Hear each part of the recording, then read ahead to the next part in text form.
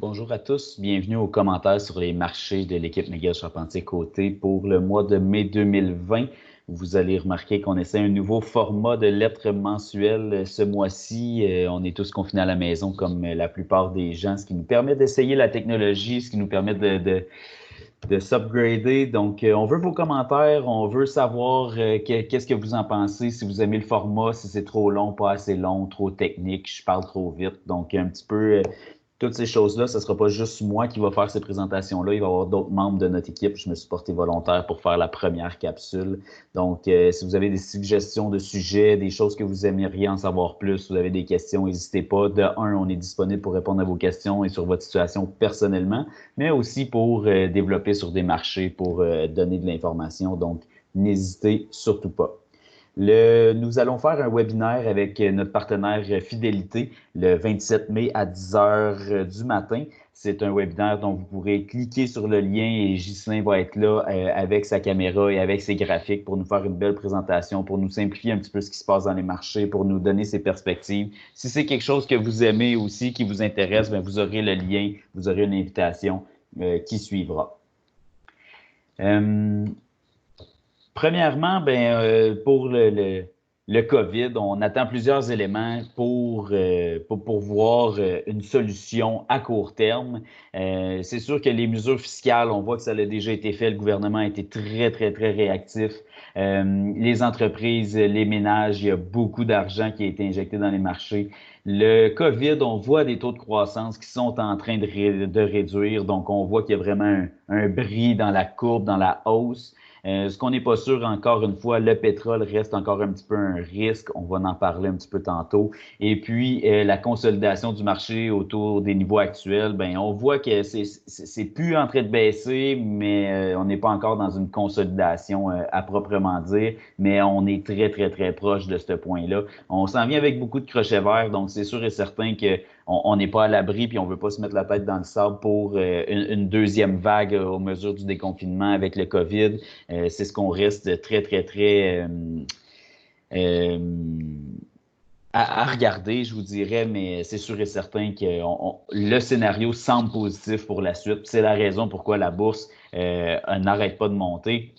On peut voir que on a repris quasiment 30 depuis le creux, ce qui nous situe à peu près un peu plus que moins 10 depuis le sommet. C'est, oui, la plus belle baisse qu'on a vue de l'histoire, mais la plus belle hausse aussi. Donc, c'est vraiment une situation historique dans laquelle on vit. Le marché boursier qui essaie toujours d'anticiper la suite, puis toutes les mesures de calcul, toutes les mesures de prédiction sont faussées en ce moment. C'est un arrêt complet de l'économie. Donc, à quel point que ça va recommencer, puis après le confinement, à quel point les gens vont vouloir sortir et profiter de l'économie, encourager les entreprises, c'est vraiment une variable qui reste à vérifier. C'est ce qu'on essaie de regarder.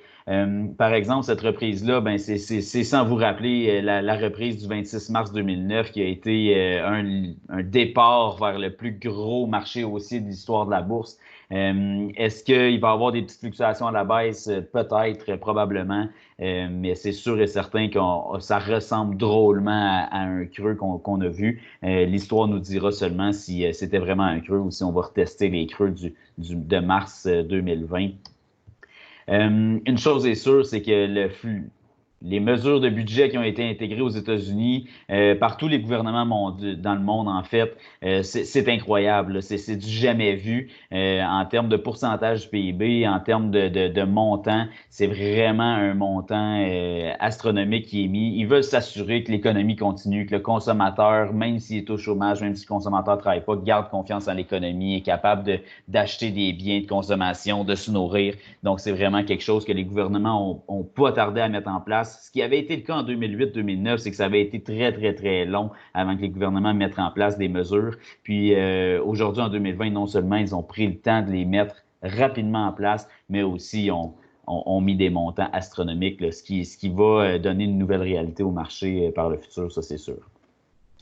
Je vous en ai parlé tantôt, fléchissement des nouveaux cas de COVID-19. On ne veut pas non plus se prendre pour des scientifiques. On se fie à la science, on se fie à ce qui est divulgué comme information.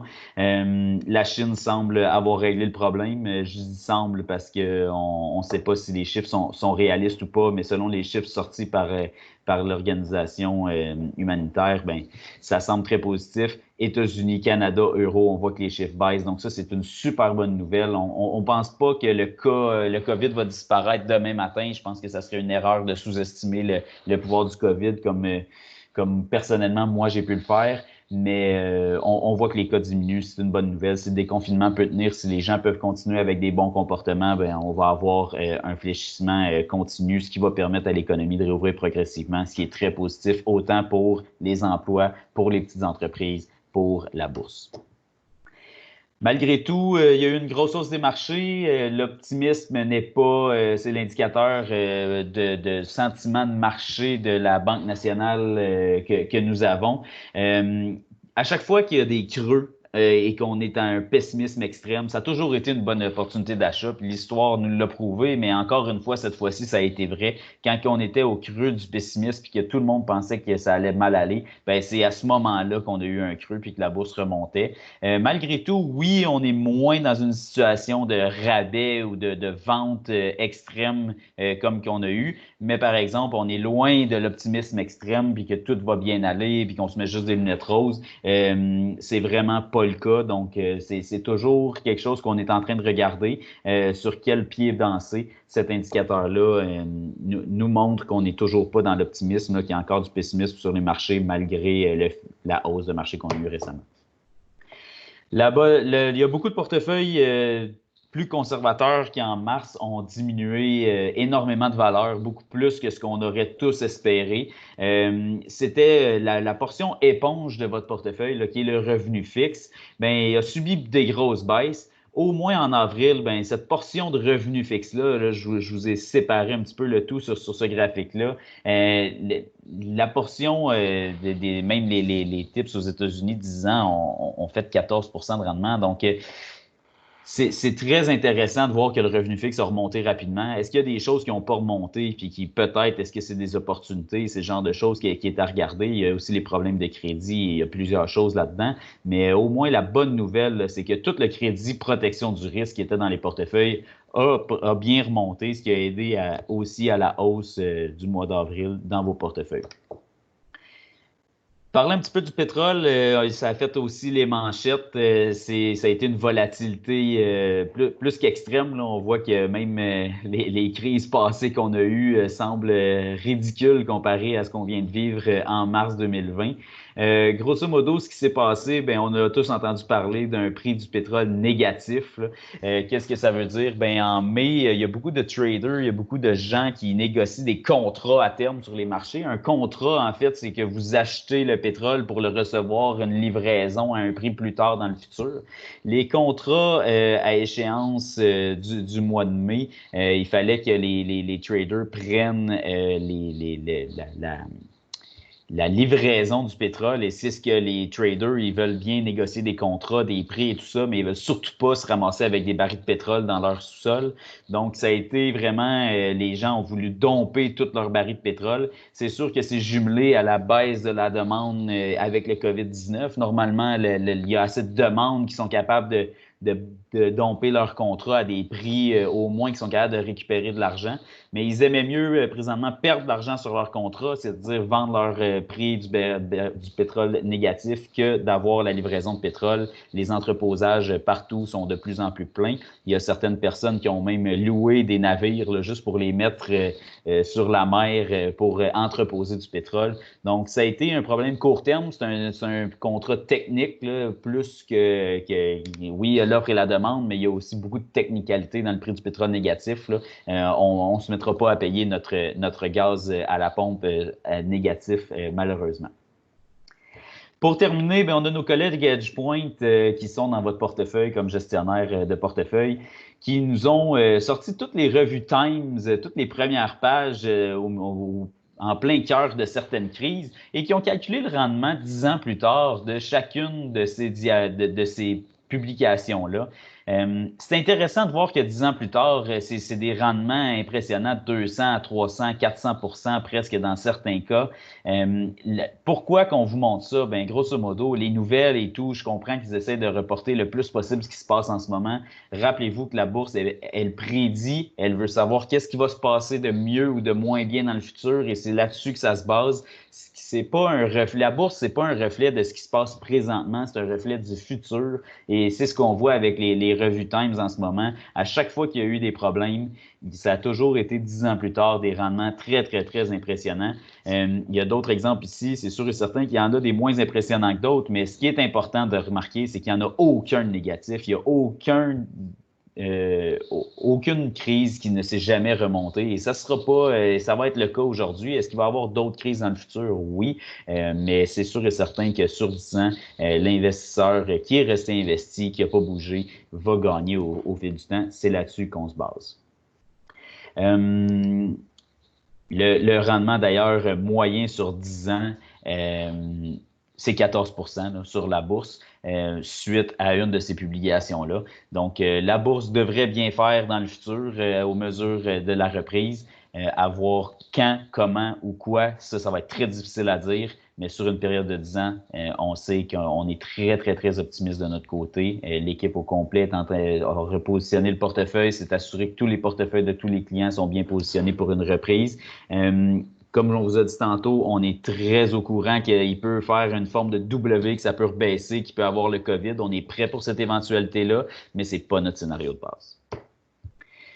Ce qui est important du rebalancement, un petit concept pour finir. Dans le fond, si votre portefeuille avait deux classes d'actifs à l'intérieur de ce portefeuille-là, ben les fluctuations du marché, les actions, ça serait la classe d'actifs A là, dans cet exemple-là. Ben, si vous aviez 40% d'actions dans votre portefeuille, avec la baisse de marché, c'est sûr et certain que les actions y ont baissé. Si les actions représentent maintenant 30% de votre portefeuille, vu que ça a baissé, bien, les actions ont baissé plus que le reste. Donc, votre portefeuille est débalancé, ce qu'on appelle en jargon technique.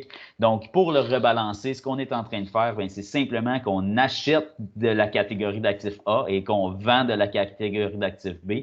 Donc, dans cet exemple-là, si les catégories d'actifs A, c'était les actions, bien, on achète des actions en ce moment pour vendre du revenu fixe qui a moins bien été, ce qui nous permet de rebalancer le portefeuille sur la cible. Cette cible-là ne devrait jamais changer. Il y a beaucoup d'investisseurs qui nous demandent est-ce que je devrais sortir complètement du marché? Est-ce que je devrais acheter plus?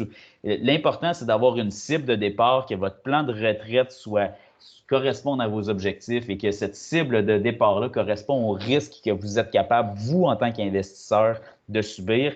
Le risque, ça peut être une bonne chose, c'est ça qui nous apporte les rendements, mais en même temps, il ne faut pas que ça vous empêche de dormir la nuit. Donc, si cette répartition d'actifs-là, au départ, ne vous convient plus ou vous trouvez que ça bouge trop, bien, il faut en discuter avec votre conseiller, c'est sûr et certain, pour regarder ça.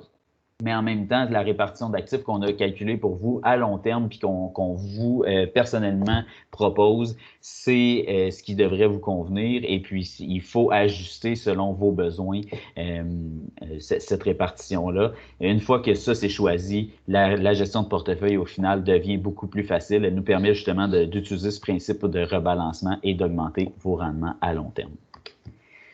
Dernièrement, une petite citation de Peter Lynch pour Peter Lynch, un grand investisseur qui a été gestionnaire d'un fonds mutuel de fidélité longtemps. Remember, things are never clear until it's too late. Donc, rappelez-vous que les choses ne sont jamais claires tant que ce n'est pas trop tard. C'est un petit peu ce qu'on voit présentement. Le COVID est loin d'être terminé. Je pense qu'on va le vivre encore prochainement. Mais par exemple, la bourse rebondit.